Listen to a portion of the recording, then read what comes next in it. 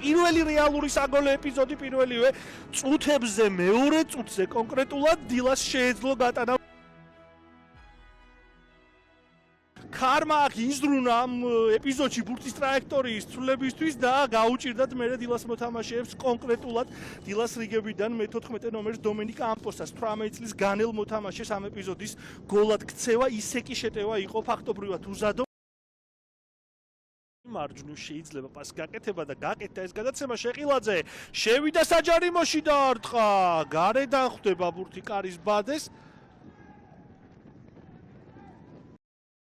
გოცირიძე ცდილობს აქ შემოტრიალებას და არტყა გადარჩა აგდილა ეს იყო ყველაზე წვავე ეპიზოდი რომელიც გაგრელებმა შექმნეს ფარულავა ცდილობს შევიდეს საჯარიმოში და შევიდა ეს პასიც საკმაოდ წვავია თუმცა ჭავჭანიძემ გადაკეტა აქ ზონა კიდევ ერთი მცდელობა ბუღრიძის მიმართულებით არ გაატარა ვანდერსონ სილვამ ბურთი ასხლეტა და გადარჩა გაგრა გოლთან ძალიან ახლოს იყვნენ აქ დილას მოთამაშეები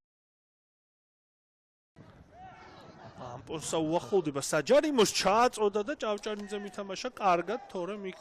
კონტე იყო ბუღრიძე გაითავისუფლა თითქოს თავი და რეხვიაშვილმა გადაარჩინა თავისი გუნდი აშკარა გოლისგან ბუღრიძემ ძალიან კარგად იმოქმედა მარჯვენა ფლანგზე და სულ ცოტა დააყლდა გადამწყვეტ დარტყმამდე